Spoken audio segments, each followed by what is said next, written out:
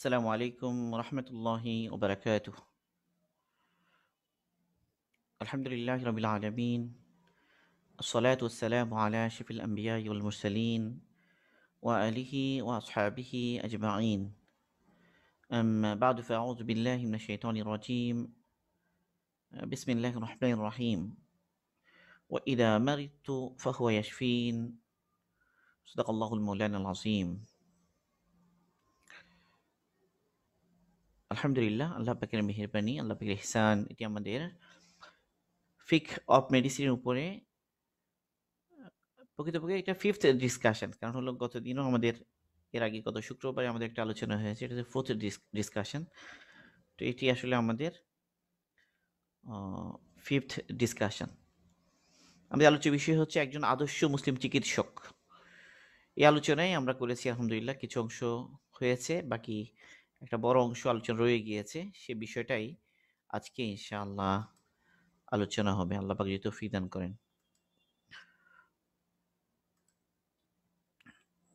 তো আমরা ওই দিন আলোচনা করেছি আসলে আদর্শ মুসলিম চিকিৎসক কাকে বলা হবে।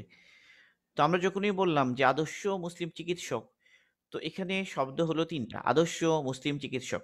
ওই দিনেই আমরা বলেছি যে আদর্শ যখন শব্দটি ব্যবহার করা হবে, তখন এর দ্বারা উদ্দেশ্য হবে পরিপূর্ণ অথবা অর্থাৎ কামেল, পরিপূর্ণ বা কামেল, প্রকৃতই মুসলিম এবং প্রকৃত অর্থেই চিকিৎসক। আর মুসলিম শব্দটি এর অর্থ হচ্ছে আসলে আত্মসমর্পণকারী। তো যখন আমরা বলবো যে মুসলিম কোনো ব্যক্তির ব্যাপারে, এ দ্বারা বোঝা যাবে যে সে তার সমস্ত পুরুষত্বাকে সে আল্লাহ পাকের অনুগত বানিয়েছে। এর অর্থ হবে সে পুরুষত্বাকে এই আল্লাহ সুবহানাহু ওয়া তাআলার অনুগত বানিয়েছে। তো তার পুরুষত্বাকে সে আল্লাহ সুবহানাহু ওয়া তাআলার অনুগত বানিয়েছে, সেই প্রকৃতপক্ষে মুসলিম। এবং এর তিনটা ডাইমেনশনের কথা বলেছি, আকাইদ, আখলাক এবং আমাল। আর আমরা যখন বলবো যে চিকিৎসক, তখন চিকিৎসক বলতে ওই ব্যক্তিকে বোঝাবে যিনি রোগের ডায়াগনোসিস এবং চিকিৎসার বাস্তব যোগ্যতার অধিকারী। তাহলে যিনি প্রকৃত অর্থে চিকিৎসক হবেন এবং এর সাথে তিনি প্রকৃত আল্লাহ সুবহানাহু ওয়া তাআলার দিকে পরিপূর্ণ আত্মসমর্পণকারী হবেন এবং এই উভয় ক্ষেত্রে তিনি হবেন পরিপূর্ণ বা কামেল, তখনই তাকে বলা হবে একজন আদর্শ চিকিৎসক বা আদর্শ মুসলিম চিকিৎসক। এখন এরপরে প্রশ্ন আসবে যে আদর্শ মুসলিম কে?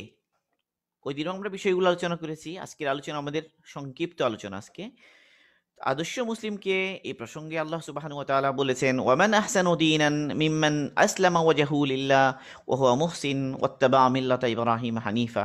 ওই ব্যক্তির চেয়ে উত্তম দিন আর কার হবে, যে নিজের পুরুষত্বাকে আল্লাহ পাকের অনুগত বানিয়েছে এবং সে মুখলিসু এবং যে একনিষ্ঠভাবে মিল্লাতি ইব্রাহিমের অনুসরণ করে। এই আয়াতের মধ্যে একজন মুসলিমের যে তিনটা ডাইমেনশন রয়েছে, তাওহীদ, আখলাক এবং আমাল, আকাইদ, আখলাক এবং আমাল, এই তিনও বিষয় ফুটে উঠেছে। সে মিল্লাতে ইব্রাহিমের অনুসরণ করে, তার দ্বারা উদ্দেশ্য হচ্ছে সে পরিপূর্ণ এবং কামেল তৌহিদের উপর প্রতিষ্ঠিত। এরপর সে আল্লাহ পাকের পুরুষত্বকে অনুগত বানিয়েছে, এর দ্বারা বোঝা গেল যে তার আমালকেও সে সুন্দর করেছে, পরিপূর্ণভাবে তার আমালকে আল্লাহ পাকের সন্তুষ্টি মোতাবেক সে করে। আর মুহসিন, এটা হলো আসলে আখলাকের একটা সবচেয়ে উঁচু পর্যায়, মানে আখলাক বা বিতর্গত গুণাবলীর একটা উঁচু পর্যায়ের নাম হলো ইহসান। সেই ব্যক্তি মুহসিন মানে ইহসানের গুণে সে গুণান্বিত, সে মুখলিস। এই বিষয়গুলো আমরা ওই দিন আলোচনা করেছি। তো আদর্শ মুসলিম তাকে বলা হবে যার আখলাক সুন্দর, যার আমাল সুন্দর এবং যার ঈমান কামেল বা পরিপূর্ণ, সঠিক তাওহীদের উপরে, কামেল তাওহীদের উপরে, নির্ভেজাল তাওহীদের উপরে যে ব্যক্তি প্রতিষ্ঠিত। এরপর কথা হচ্ছে যে চিকিৎসককে, তো চিকিৎসার অনেক সংজ্ঞা আছে আমরা তো জানি। বাকি তাবিব শব্দটি আরবিতে ব্যবহৃত হয় যে কোনো কেউ, যে ব্যক্তি সে আসলে মাহের, দক্ষ, হাদেক, বিজ্ঞ, এরকম কোনো ব্যক্তির জন্যই ব্যবহার করা হয়। তো লুগাতগুলোতে অর্থাৎ ডিকশনারিগুলোতে এসেছে যে আত-তাবিবু আল মুতাখাসসিস বিতাশখীসিল মারাদ ওয়াল ইলাজ, রোগের ডায়াগনোসিস এবং চিকিৎসার ব্যাপারে সে বিশেষজ্ঞ। তাশখীস শব্দের অর্থ হচ্ছে আসলে কোনো ব্যক্তিকে তার শনাক্তকারী বৈশিষ্ট্য দ্বারা শনাক্ত করা, এটার নাম হলো তাশখীস। তো কোনো রোগকে ওই রোগের লক্ষণাদি দেখে ওই রোগকে যথাযথভাবে ডায়াগনোসিস করা, এটার নাম হলো তাশখিস।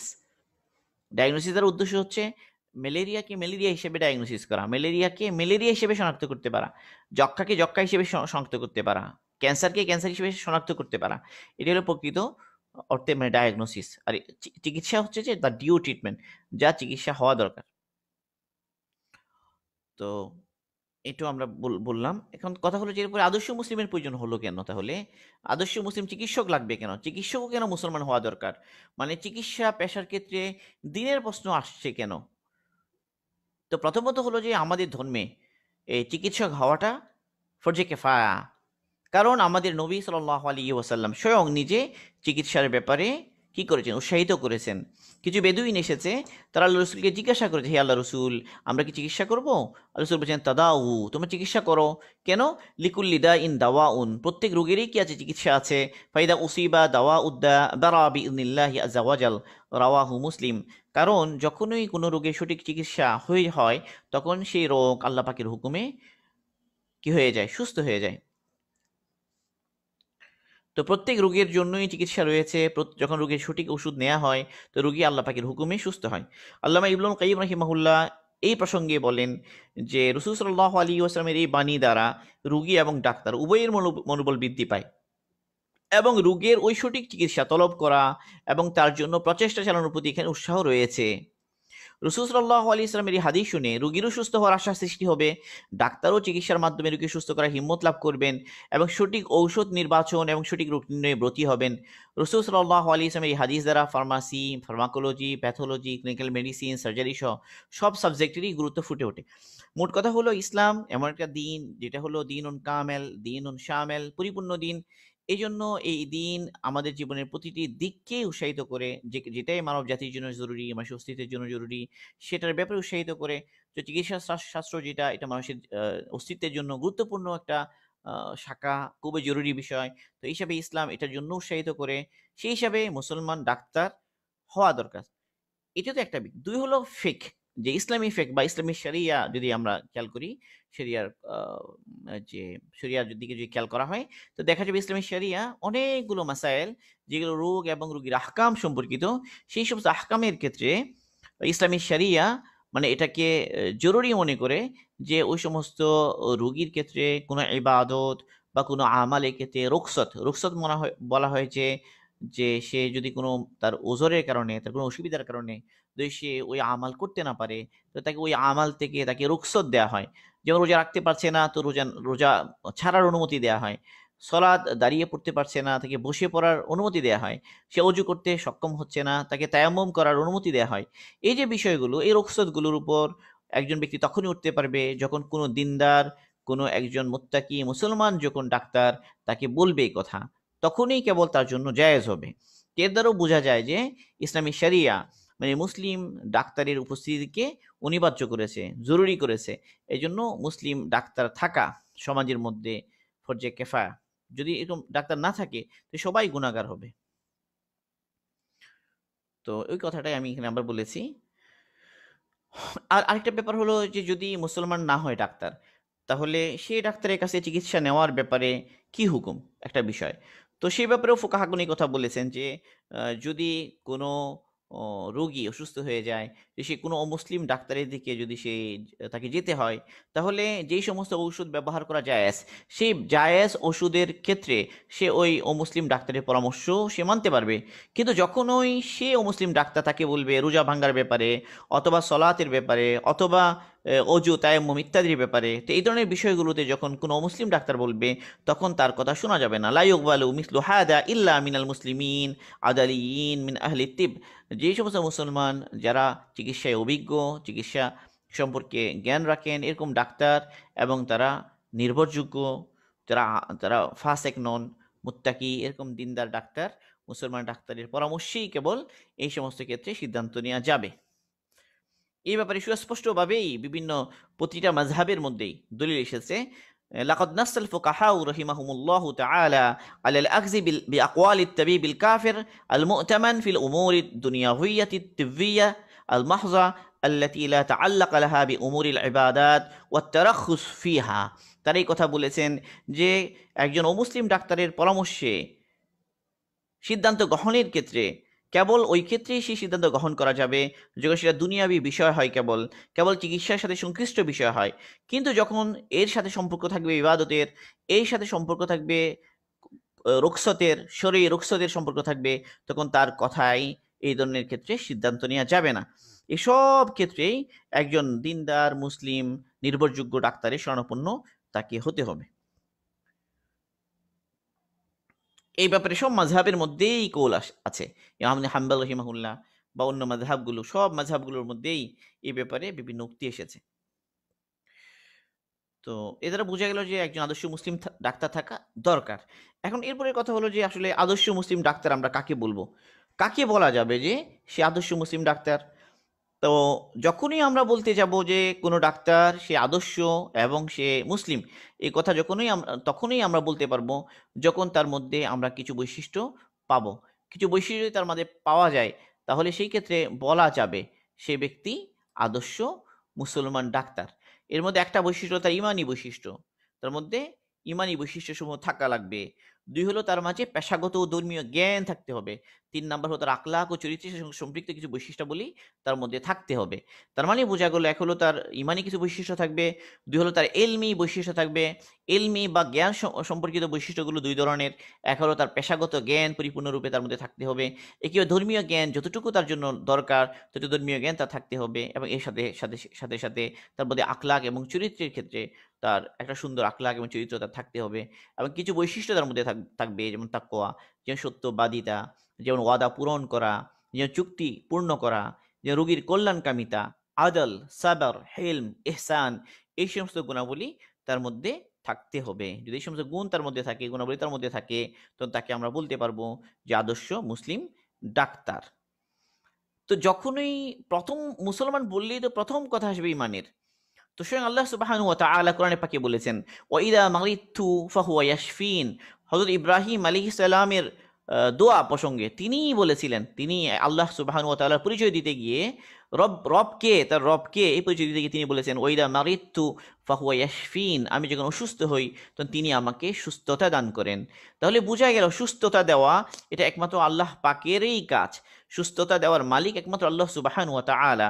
একজন ইমানদার ডাক্তার এই কথার উপর পরিপূর্ণ বিশ্বাস রাখবে যে চিকিৎসা করা বা ঔষধ দেওয়া এটা তো সুন্নাহ হিসেবে, আমাদের দায়িত্ব হিসেবে আমরা করব, কিন্তু সুস্থতা কেবলমাত্র আল্লাহ পাকের হুকুমেই হবে। আল্লাহ পাক যদি না চান তাহলে কোনো অবস্থাতেই সুস্থতা মিলবে না, কারণ আল্লাহ পাকের ইচ্ছেই সমস্ত কিছু হয়। ইদা আরাদা শাইআন ইয়াকুল লাহু কুন ফায়াকুন। আল্লাহ সুবহানাহু ওয়া তাআলা কোনো ব্যাপারে যখন বলেন যে হও, তখন সেটা সাথে সাথে হয়ে যায়। এবং আল্লাহ রাসূল সাল্লাল্লাহু আলাইহি ওয়াসাল্লাম হাদিসে পাকেও এই কথা বলেছেন, ইদা উসিবাদ দাওয়াউ দাআ বারা বিইذনিল্লাহ।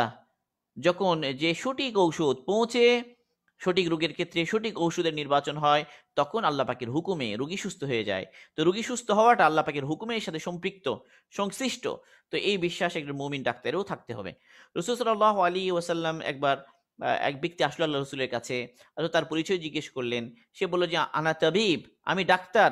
রসুল বললেন যে না, তুমি তবিব নও, তুমি তো রফিক, তুমি বন্ধু বা তুমি সাহায্যকারী, বরং তবিব তো হচ্ছেন আল্লাহ সুবহানাহু ওয়া তাআলা। এর দ্বারা আল্লাহ রসুলের উদ্দেশ্য ছিল এই কথা, যেন কোনো ব্যক্তি এই কথা মনে না করে যে ডাক্তার স্বয়ং শেফা দিতে পারে, সুস্থতা দিতে পারে, এই কথা যেন কেউ মনে না করে, বরং প্রকৃত সুস্থতা দানকারী আল্লাহ সুবহানাহু ওয়া তাআলা। তবে ডাক্তারকে ডাক্তার বলতে বা তবেই বলতে কোনো অসুবিধা নেই। সবাব হিসাবে বা উপকরণ হিসাবে ডাক্তারকে আমরা ডাক্তার বলতে পারি। তবে সবসময় এই কথা খেয়াল করতে হবে যে আসলে প্রকৃত সুস্থতা কে দেবেন? আল্লাহ সুবহানাহু ওয়া তাআলা। এই বিষয়টা হলো ইমানের সাথে সম্পৃক্ত, আকীদার সাথে সম্পৃক্ত। ডাক্তার প্রত্যেক ক্ষেত্রেই মনে করবে যে সুস্থতা দেওয়ার মালিক একমাত্র আল্লাহ সুবহানাহু ওয়া তাআলা। নিজেও চিকিৎসা দেওয়ার সময়ে নিজের এই আকীদাকে দিলের অন্তরের মধ্যে রাখবে, একেবারে রুগীর দিলের মধ্যেও যেন এই আকীদা, এই বিশ্বাস যেন তৈরি হয়। রুগীকেও সে এই কথাই বলবে। রুগীকে একজন ইমানদার ডাক্তার আল্লাহ পাকের দিকেই মোতাওয়াজ্জু করবে, আল্লাহ পাকের দিকে এই রুগীকে ফেরাবে। এই কথা বলবে যে আপনি আল্লাহ পাকের দিকে মোতাওয়াজ্জু হন, আমরা তো চিকিৎসা করবো ইনশাআল্লাহ, বাকি সুস্থতা তো আল্লাহ পাকের হাতে। আপনি আল্লাহ পাকের দিকে মনোনিবেশ করুন, আপনি দোয়া করুন, আমি চিকিৎসা করছি, আপনি দোয়া করুন। এভাবেই রুগীর আত্মীয় স্বজনকে আল্লাহ পাকের দিকে মোতাওয়াজ্জু করবে একজন দিনদার ডাক্তার, এবং এটাই ইমানের দাবি।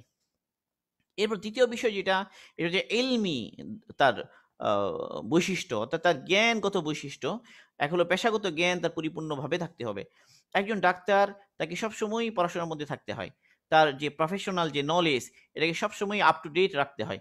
সাধারণত যে আমরা দেখি আমাদের মেডিকেল সায়েন্সের প্রায় নলেজগুলোই মোটামুটি 7-8 বৎসরের মধ্যে পরিবর্তন হয়ে যায়। বিভিন্ন নতুন বিষয় চলে আসে, নতুন ড্রাগ চলে আসে, নতুন ডায়াগনোসিসের জন্য নতুন টেস্ট চলে আসে। তো এই জন্য আমাদের প্রতিনিয়তই আমাদের পড়াশোনাকে নবায়ন করতে হয়। যে একজন ডাক্তার তখনই একজন প্রকৃত আদর্শ ডাক্তার হবেন যখন তিনি তার নলেজকে আপ টু ডেট রাখবেন। কারণ যদি তিনি তার নলেজকে আপ টু ডেট না রাখেন, তো রোগীর ক্ষতি হবে। এই ব্যাপারেও আমরা ওই দিন আলোচনা করেছি 4টা বিষয়। কারণ ইসলামের জন্য উসুল হলো আদ-দারারু ইউজালু, ক্ষতি দূর করা চাই। কারো যদি কোনো ক্ষতি হয়ে যায়, কেউ সুস্থ হয়ে যায়, তার কোনো অঙ্গহানি হওয়ার সম্ভাবনা ঘটে, বা কেউ কোনো বড় রোগে বা ডিসেবিলিটির মধ্যে যদি কেউ পতিত হয়, তাহলে যদি এটা দূর করা সম্ভব হয়, যে দূর করা চাই, তো দূর করার ক্ষেত্রে 4টা বিষয়। হয়তো এমন হতে পারে তার ওই সমস্যাটা দূর করতে গেলে তার কোনো ক্ষতিই হবে না। এই ধরনের যখন পরিস্থিতি হয়, তখন ওই রোগীর ওই রোগ দূর করার জন্য প্রচেষ্টা চালানোটা ওয়াজিব। আর যদি এমন হয় যে ওই ক্ষতিটা দূর করতে গেলে তার সামান্য ক্ষতি হবে, কিন্তু ক্ষতিটা সামান্য, লাভ হবে বেশি, বড় ক্ষতিটাই দূর হবে, এমন যদি হয়, সেই ক্ষেত্রে ওই ক্ষতিটা দূর করা ওয়াজিব।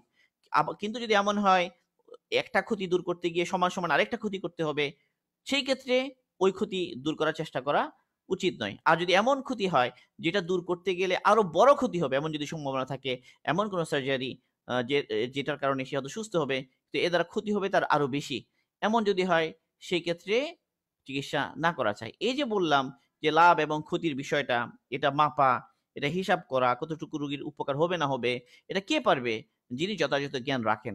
যার যথাযথ নলেজ নাই, তার পক্ষে সম্ভব হবে না রোগীকে চিকিৎসা করা। এই জন্য রাসূল সাল্লাল্লাহু আলাইহি ওয়াসাল্লাম হাদিসে পাক ইরশাদ করেছেন, যে হাদিসটি riwayat করেছেন আমর ইবনে শুআইব আন আবিহি আন জাদ্দিহি আন্না রাসূলুল্লাহ সাল্লাল্লাহু আলাইহি ওয়াসাল্লাম قال মান তাতাব্বাবা ওয়া লাম ইউ'লাম মিনহু তিব্বুন ক্বাবলা যালিক ফাহুয়া দামিনুন। যে ব্যক্তি চিকিৎসা করে, বলছে এর পূর্বে চিকিৎসা সম্পর্কিত কোনো অভিজ্ঞতা তার থাকে না, সেই ব্যক্তি দায়ী হবে যদি রোগীর কোনো ক্ষতি হয়ে থাকে। তো এই ব্যাপারে এখানে অনেকগুলো ফুকাহাদের রায় এসেছে, এমনকি সাহাবাদের কৌল এসেছে। স্বয়ং আলী রাদিয়াল্লাহু তাআলা আনহুর ব্যাপারে এসেছে যে আলী রাদিয়াল্লাহু তাআলা একবার খুতবা দিলেন। খুতবার মধ্যে তিনি কথা বললেন, ইয়া মাশারাল আতিব্বা, হে ডাক্তারেরা। ডাক্তারদেরকে সম্বোধন করে তিনি বললেন, মানে আলাজা মিনকুম ইনসানান আও দাব্বাতান ফালিয়াখুজ লিনাফসিহি বিল বারাআ। তিনি বলেন যে যেই ব্যক্তি চিকিৎসা করে, তোমাদের মধ্যে যে ব্যক্তি চিকিৎসা করে কোনো মানুষের অথবা চিকিৎসা করে কোনো প্রাণীর, সে যেন নিজের জন্য বারাআ গ্রহণ করে। বারাআ শব্দ অর্থ সনদ গ্রহণ করে, মানে দায়ী মুক্তি গ্রহণ করে, দায়ী মুক্তির সার্টিফিকেট সে গ্রহণ করে। সে প্রথমেই জেনে একটা সনদ নিয়ে নেয় যে সে চিকিৎসা করে এবং চিকিৎসা করার যোগ্যতা তার আছে। ওয়ালাম ইয়াখুজ লিনাফসিহি আল বারাআ ফাআতাবা ফাহুয়া দামিনুন। যদি কেউ কোনো এই ধরনের কোনো সনদ যার না থাকে, এরপরে চিকিৎসা করতে গেলে রোগীর ক্ষতি হলে এমন যদি হয়, তো তাকে এর জন্য জরিমানা দিতে হবে। স্বয়ং আলী রাদিয়াল্লাহু তাআলা আনহু তিনি খুতবার মধ্যে এই কথা বলেছেন।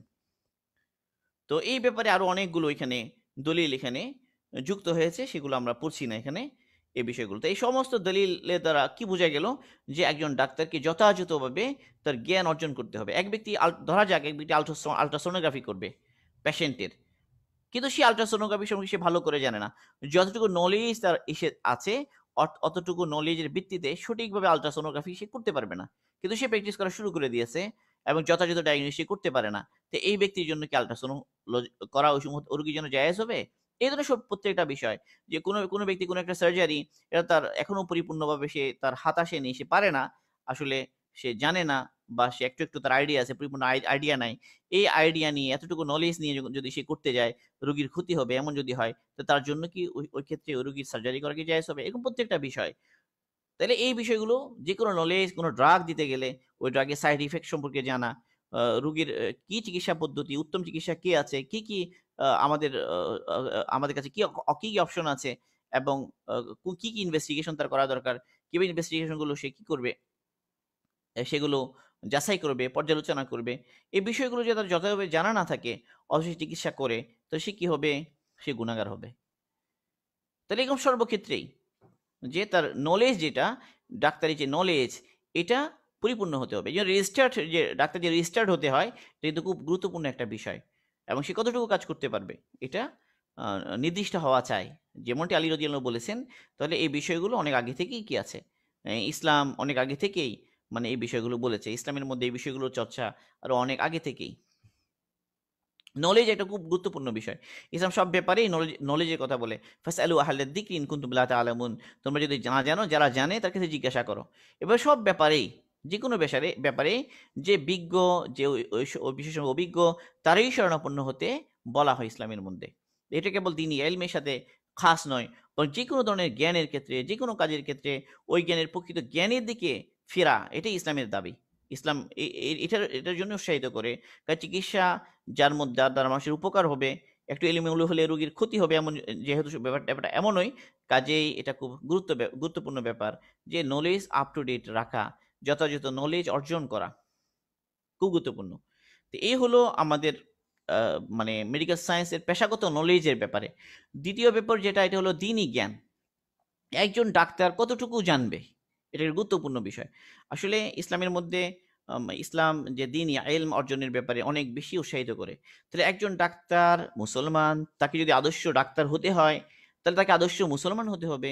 তো আদর্শ মুসলমান হওয়ার জন্য যে নলেজ তার দরকার, বিশেষ করে ফরজিয়াইন ইলম, যতটুকু জ্ঞান তার জানা দরকার, সঠিক আকাইদের জ্ঞান তার থাকা দরকার, তার ইসলামের যে বিষয় বিধানগুলো ফরজ, এগুলো সম্পর্কে জানা দরকার, ইসলামের যা যা হারাম সেগুলো তার জানা দরকার, আদাব সম্পর্কে, আখলাক সম্পর্কে তার জানা দরকার।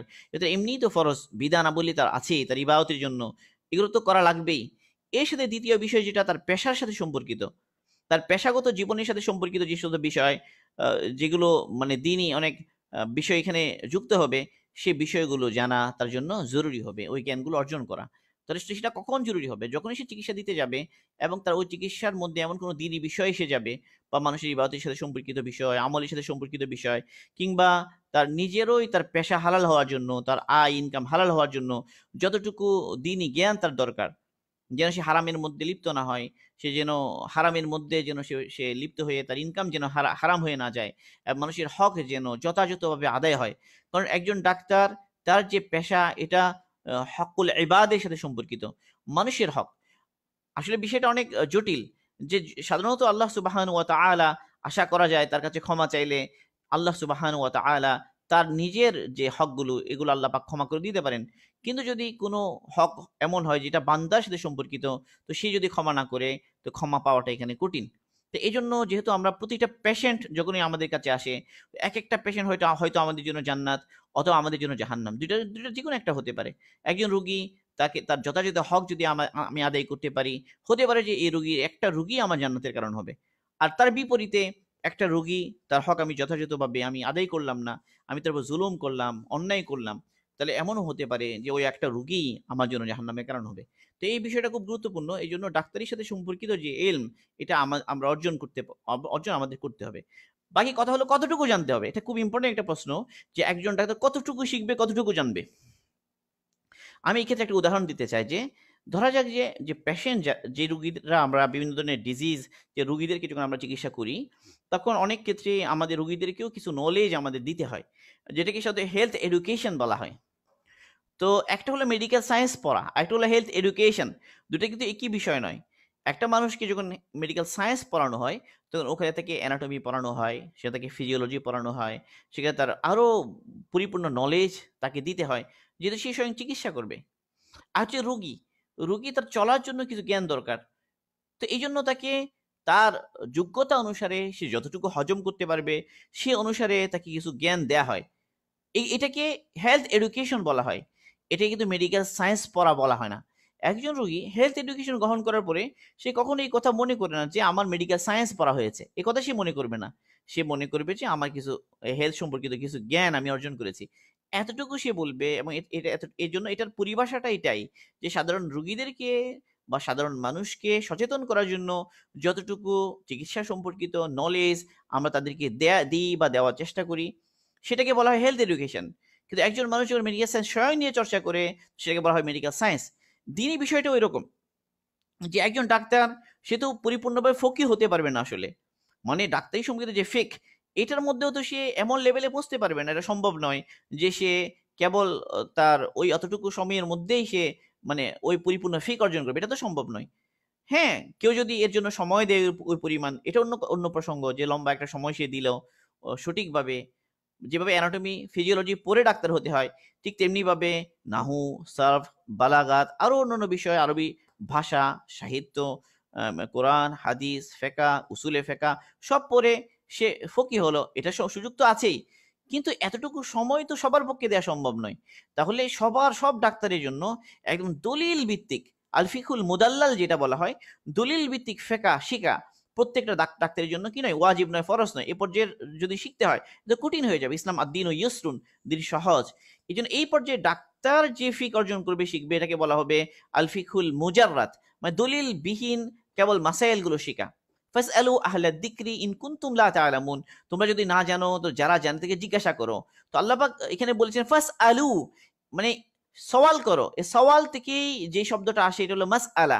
মাসআলা মানে সওয়াল করে যা জেনে নেওয়া হয়, এটা না হলো মাসআলা। এই সম্পর্কে এইভাবে কেবল মানুষ, সাধারণ মানুষ, ফুকাহা ওলামাদের কাছে জিজ্ঞাসা করে যে জ্ঞান জেনে নেয়, এটাকে বলা হয় মাসাইলে ইলম। রুগীকে স্বাস্থ্যের ব্যাপারে সচেতন করার জন্য যে জ্ঞান দেওয়া হয় সেটাকে হেলথ এডুকেশন বলা হয়, মেডিকেল সায়েন্স বলা হয় না। ঠিক তেমনিভাবে একজন ডাক্তারকে তার পেশার সাথে সম্পর্কিত যে মাসাইল বা ফিক, এটা যে শেখানো হবে, এটার জন্য আসলে বস্তু আরেকটা টার্ম আছে, এটা হচ্ছে মাসাইলে ইলম, ডাক্তারি সম্পর্কিত মাসাইলে ইলম।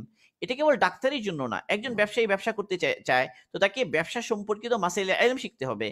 একজন ইঞ্জিনিয়ার যদি সে ইঞ্জিনিয়ারিং শিখতে চায়, তাকে ইঞ্জিনিয়ারিং সম্পর্কিত তাকে মাসাইলে ইলম শিখতে হবে। প্রত্যেক পেশারই আলাদা কিছু নলেজ আছে, যেটাকে মাসাইলে ইলম বলা হয়। আরেকটা বলা হয় ফিক। তো ফিক অফ মেডিসিন বলতে আসলে আমরা পরিপূর্ণ ফিক বুঝাচ্ছি না এখানে, কেবল একজন ডাক্তারের যে সমস্ত মাসাইলগুলো জানা দরকার, যেগুলো তার দৈনন্দিন লাগে সাধারণভাবে, সেগুলো তো সে শিখবেই।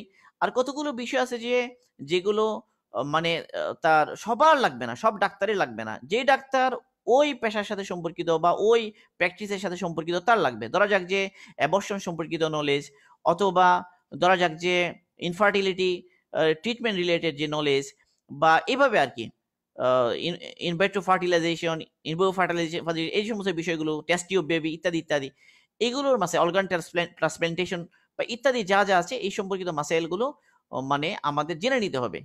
তো অনেক সময় এমন হয় যে ওলামা ফুকাহা তাদের কাছে হয়তো আমাদের যে বিষয়টা সম্পর্কে বিস্তারিত মানে জানা না থাকতে পারে, সেক্ষেত্রে আমাদের দায়িত্ব হচ্ছে তাদেরকে যথাযথভাবে জানিয়ে মাসাইল জেনে নেওয়া, এতটুকু। আমাদের পক্ষে সম্ভব নয় যে প্রত্যেককেই একদম উসুলে ফেকা, দালায়েলে ফেকা, কাওয়ায়েদে ফেকা এসব জেনে আমরা শিখবো, এটা সম্ভব নয়। কিন্তু আমাদের জন্য এতটুকু ফরজ যে আমাদের পেশার সাথে সম্পর্কিত যতটুকু ততটুকু আমরা শিখবো। তাহলে এটার জন্য এটাকে আমরা আসলে যে টার্ম ইউজ করতে পারি সেটা হলো ডাক্তারি সম্পর্কিত মাসাইল ইলম। এটা একদম পরিপূর্ণ ফেকা শেখার মতো না আসলে, এটা হলো কেবল ফিকুল মুজাররাদ শিখা, যতটুকু আমাদের প্রয়োজন। আর ফিকের কেন এই কথাটা বলছি, যেমন আমরা বললাম মেডিকেল সায়েন্স, তার যেমন অনেকগুলো শাখা প্রশাখা, anatomy, physiology, pharmacology, pathology, medicine, surgery, gynae ইত্যাদি ইত্যাদি, আরো কত কিছু, ইমিউনোলজি, তাই না, আরো কত জেনেটিক্স, আরো কত সাইট আছে। তো এই সবগুলো বিষয় মিলেই হলো মেডিকেল সায়েন্স। তেমনি আমরা যখন বলবো ফিক বলবো, তখন এর মধ্যে অনেকগুলো বিষয় আছে, যেমন মুস্তালাহুল ফিক, মানে ফিক সম্পর্কিত পরিভাষা। যেমন ডাক্তারি কিছু পরিভাষা আছে, অ্যানাটমি পড়তে গেলে যেমন শুরুতে তাকে কিছু পরিভাষা শিখতে হয়, একইভাবে ফিক পড়তে গেলে তাকে তো মুস্তালাহুল ফিক, মানে ফিকহি পরিভাষা শিখতে হবে। এরপরে আমাদের যেমন বিভিন্ন মেথোডোলজি আছে বা ভিন্ন ভিন্ন বেসিক নলেজ আমাদের অর্জন করতে হয়, বিভিন্ন কাওয়ায়েদ বা সূত্র পড়তে হয় আমাদের। সেভাবে উসুলুল ফিক, এটা হলো ফিকের সূত্রগুলো আমাদের পড়তে হয়। এগুলো কাওয়াইদুল ফিক। এবারে ফিকের দলিল, ফিকুন নওয়াজেল, বিভিন্ন নতুন নতুন পরিস্থিতিতে কি জানতে হবে সেগুলো, বা উসুলুল ইফতা, এই সমস্ত বিষয়গুলো ফেকা সাথে সম্পর্কিত। তো এই সবগুলো শিখা তো একজন ডাক্তারের পক্ষে সম্ভব নয়, এবং তাকে উচিতও নয়। আমাদের যেটা লাগবে সেটা হলো ডাক্তারির সাথে সম্পর্কিত অতটুকু নলেজ আমাদের লাগবে, যতটুকু হলে আমরা আমাদের সুন্দরভাবে আমাদের পেশা যেটা, এটা আমরা চালিয়ে যেতে পারি। আচ্ছা, এই হলো আমাদের কতটুকু এলেম লাগবে এই সম্পর্কে। তো আমাদের যেটা বললাম ৩ নাম্বার যেটা বিষয়, যে বিষয়গুলো হচ্ছে আমাদের আখলাকের সাথে সম্পর্কিত বিষয়, যেটা আমাদের জানতে হয়। এক হলো তাকওয়া লাগবে। আল্লাহ পাকের ভয় আমাদের অন্তরে থাকতে হবে। যখন আল্লাহ পাকের ভয় আমাদের অন্তরে থাকবে, কোনো অবস্থাতেই আমরা কারো উপর জুলুম করব না।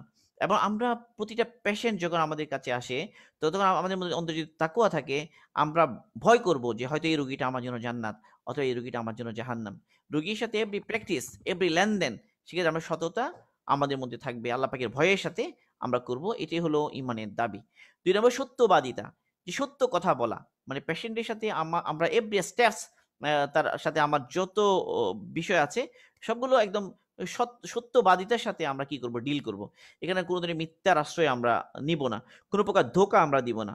যদি আমরা ধোঁকা দিই পেশেন্টকে, তাকে মিথ্যা তথ্য দিয়ে যদি আমরা তাকে জুলুম করি, তাহলে এটা তো এমন একটা বিষয় যে আল্লাহ রসুল বলেছেন যে যে ধোঁকা দেয় সে আমার উম্মতের অন্তর্ভুক্ত নয়। তাই কোনো প্রকার ধোঁকাবাজি আমরা করতে পারবো না। হ্যাঁ, অনেক সময় পেশেন্টকে তার রোগ সম্পর্কে একসাথে জানানো এটা মুশকিল হয়।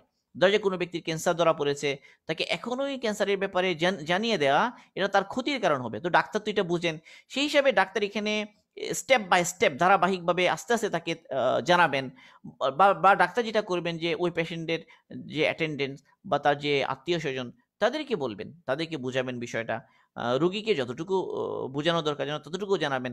তারপরও তারা সত্যবাদী হলেন এখানে ডাক্তার, মানে এখানে রুগীর উপকারের কথা চিন্তা করে হয়তো কি করেছেন এটা। ডাক্তারের মধ্যে যদি তাকুয়া থাকে, তো তিনি রুগীর যে গোপন তথ্য এটা কি করবেন না, এটা অন্যকে বলবেন না। কারণ আল্লাহ রসুল বলেছেন যে যে যে ব্যক্তি তার ভাইয়ের দোষ লুকিয়ে রাখে, আল্লাহ পাক তার দোষকে লুকিয়ে রাখবেন। মান সাতারা আওরাতা মুসলিম আওরাতা আকিহি সাতারাল্লাহু আওরাতাহু, যে ব্যক্তি তার ভাইয়ের দোষ ত্রুটি লুকিয়ে রাখে, আল্লাহ পাক তার দোষ ত্রুটি লুকিয়ে রাখবেন।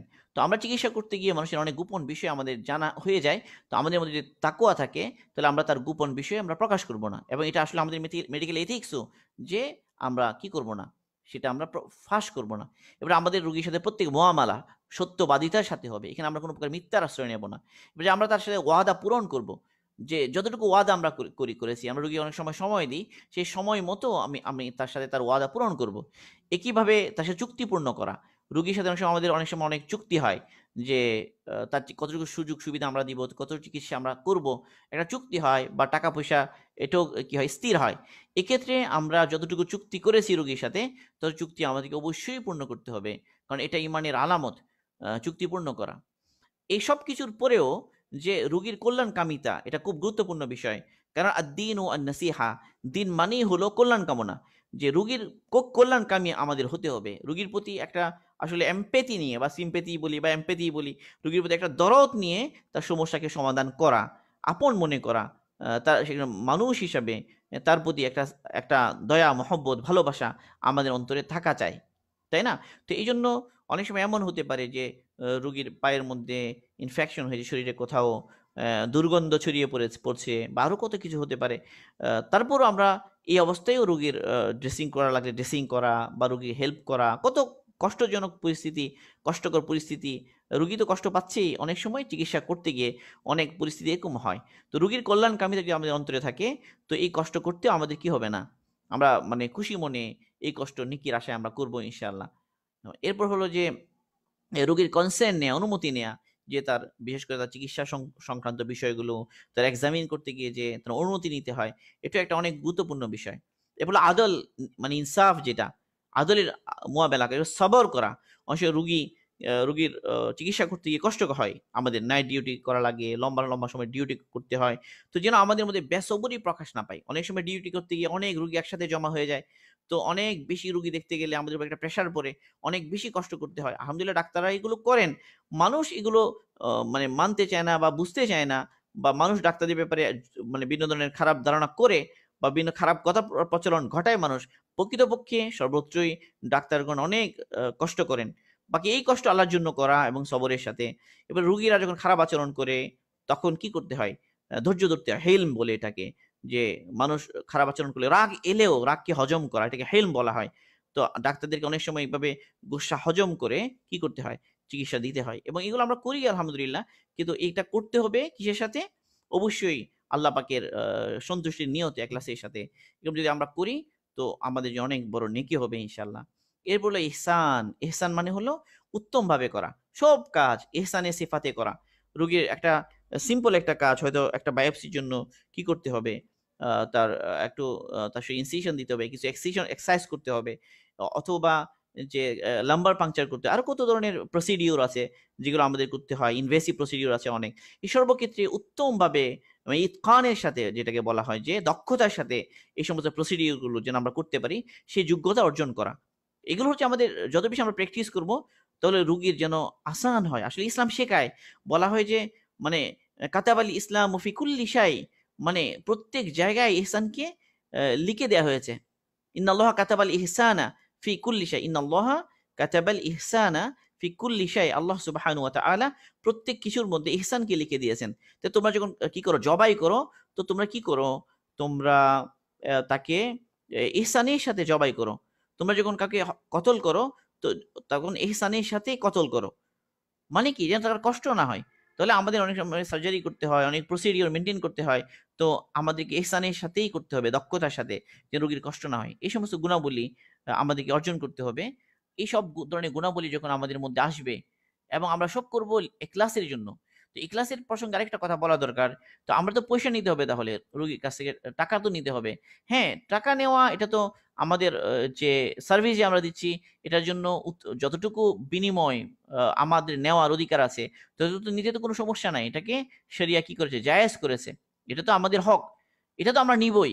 কিন্তু এর সাথেও আমরা ইখলাসের সাথে আল্লাহর সন্তুষ্টি নিয়ত করব। মানুষের অনেক সময় একজন ডাক্তার তার সামান্য যে চিকিৎসা তিনি দিলেন, এটার কারণে একজন রুগী সে সুস্থ হয়ে গেল, সে আরাম পেল, সে আল্লাহ পাকের ইবাদত করতে পারলো সুন্দরভাবে, অন্য সব কাজ তার করতে পারলো। তাহলে এগুলো সব আমাদের জন্য অনেক বেশি নেকির কারণ হবে। তো সর্বশেষ কথা হলো যে আমাদের বড় নাম হবে, সুনাম হবে, আমাদের অনেক খ্যাতি হবে, আমাদের অনেক টাকা পয়সা হবে, এই সমস্ত জজবা নয়। বরং আল্লাহ পাক আমাদের উপর সন্তুষ্ট হবেন। আল্লাহ পাক আমাদের উপর সন্তুষ্ট হবেন, আমরা নেকি পাবো। আল্লাহ পাকের দরবারে আমাদের অনেক বড় মর্যাদা হবে, এবং আখিরাতে অনেক বেশি বদলা আমরা পাবো। এই সমস্ত নিয়তের সাথে আমাদেরকে করতে হবে। আমরা আমাদের এই পেশাকে আখিরাত বানাতে হবে। যে ডাক্তারি, এটা আল্লাহ পাক আমাদেরকে তৌফিক দান করেছেন। তো এটাকে যেন আমরা আখিরাত বানাতে পারি, আল্লাহ পাকের সন্তুষ্টির জন্য করতে পারি। এবার যখন করবো ইনশাআল্লাহ, তো একজন ডাক্তার হবেন আদর্শ মুসলিম ডাক্তার। এবং একজন ডাক্তার তিনি যখন আদর্শ হবেন, তো তিনি অনেক মানুষের মাঝে আদর্শ ছড়িয়ে দিতে পারবেন। তিনি একজন মানুষকে সঠিক ইমানের দিকে, তৌহিদের দিকে, ইমান ইসলামের দিকে তিনি কি করতে পারবেন, উদ্বুদ্ধ করতে পারবেন। ডাক্তারের কথাই মানুষ সব করতে রাজি হয়। মানুষ সবচেয়ে দুর্বল মুহূর্তে ডাক্তারের কাছে আসে, সবচেয়ে দুর্বল মুহূর্তে। একজন ডাক্তার মানুষকে জন্মাতে দেখেন, একজন ডাক্তার মানুষকে মরতে দেখেন। মানুষের চরম কষ্ট, চরম অসুবিধার মধ্যে মানে একজন ডাক্তার মানুষের কাছে যান। ঠিক ওই মুহূর্তে যখন একজন ডাক্তার যখন আখলাকের সাথে, ভালো আচরণের সাথে যখন তার খেদমত করেন, এবং তাকে যখন একটা ভালো কাজের দিকে যখন আদেশ দেন, ডাক্তারের কথায় রুগী কি করে ছেড়ে দেয়? যদি সে মদ খাওয়া ছেড়ে দেয়, ডাক্তারের কথায় রুগী সিগারেট খাওয়া ছেড়ে দেয়, তার প্রিয় জিনিস খাওয়া বাদ দিয়ে দেয়, সে ডাক্তার যখন দিনদার হবেন, তাকে দিনের দিকে ডাকবেন, ইসলামের দিকে ডাকবেন, আল্লাহ পাকের সাথে পরিচয় ঘটিয়ে দিবেন, তখন কি হবে? এই ডাক্তারের কথায় শত শত মানুষের জীবন পরিবর্তন হয়ে যাবে ইনশাল্লাহ। এবং একজন ডাক্তার সমাজের পরিবর্তনে, জাতির পরিবর্তনে বিশাল ভূমিকা রাখতে পারেন। এটা কখন হবে? যখন ডাক্তার প্রকৃত অর্থেই আদর্শ মুসলিম ডাক্তার হবেন। একজন আদর্শ মুসলিম ডাক্তার এভাবে সমাজ গঠনে, জাতি গঠনে, মানুষের হেদায়েতের জন্য অনেক কাজ করতে পারেন। আল্লাহ পাক আমাদের সবাইকে আদর্শ মুসলিম ডাক্তার হিসেবে কবুল করুন, এবং এই মহৎ পেশা যেটা আল্লাহ পাক আমাদেরকে দান করেছেন, এই মহৎ পেশা অবলম্বনের মাধ্যমে আল্লাহ পাকের সন্তুষ্টি অর্জন করার তৌফিক দান করুন। আল্লাহ পাক এজন্য আমরা যত কষ্ট করব, যত রাত জাগবো, আমাদের পড়াশোনার জন্য, আমাদের শেখার জন্য, সারা জিন্দেগি যা কষ্ট আমরা করি ইনশাল্লাহ, এই সমস্ত নিয়তের সাথে যখন আমরা পড়াশোনা করব, এই যে বিশাল কষ্ট, এক একটা প্রভাব আমাদের কত কষ্ট করতে হয়, এক একটা পরীক্ষা দেয়া কত কষ্টের। এবং একজন ডাক্তার সারা জীবন এভাবে তারা কষ্ট করেন, তাদের এই পেশাটা পুরোটাই হলো কষ্টের। এখানে সবর ছাড়া, ধৈর্য ছাড়া, কষ্ট করা ছাড়া এই পেশার মধ্যে টিকে থাকা মুশকিল। তাই এই সমস্ত কষ্ট যা আমরা করি, ইনশাআল্লাহ এর উসিলায় আল্লাহ সুবহানাহু ওয়া তাআলা আমাদের দুনিয়ার যে জগৎ, যেটা পৃথিবী, যে পার্থিব যে জগৎ, এটাকে আল্লাহ পাক, এটাতে আল্লাহ পাক আমাদেরকে সফল কাম করবেন, আল্লাহ পাক আমাদেরকে শান্তি দান করবেন। আলহামদুলিল্লাহ আমরা দেখেছি করোনা পরিস্থিতিতে অনেক ভালো ডাক্তারেরা যারা রোগীর প্রতি ভালো ব্যবহার করতেন, রোগীর সহযোগিতা করতেন, তাদের মৃত্যুতে মানুষ কি পরিমাণ পেরেশান হয়েছে, কি পরিমাণ কান্নাকাটি করেছে, কিভাবে মানুষ তাদেরকে স্মরণ করেছে। তো আমরাও যখন আদর্শ ডাক্তার হব, তো দুনিয়ার এই টাকা পয়সা, এগুলো সম্মান, পোস্ট, এগুলো সব চলে যাবে। যা বাকি থাকবে সেটা হলো আমাদের যে নেকি আমাল, এগুলোই বাকি থাকবে। দুনিয়াতেও মানুষ আমাদেরকে ইজ্জতের সাথে স্মরণ করবে ইনশাআল্লাহ, আর আখিরাতেও আল্লাহ পাক আমাদেরকে এর অফুরন্ত বদলা আল্লাহ পাক আমাদেরকে দান করবেন। আল্লাহ সুবহানাহু ওয়া তাআলা আমাদের সবাইকে প্রকৃত একজন আদর্শ মুসলিম ডাক্তার হওয়ার তৌফিক দান করুন। সুবহানাল্লাহি ওয়া বিহামদিহি, সুবহানাকাল্লাহুম্মা বিহামদিকা, আশহাদু আল্লা ইলাহা ইল্লা আনতা, আস্তাগফিরুকা ওয়া আতুবু ইলাইক।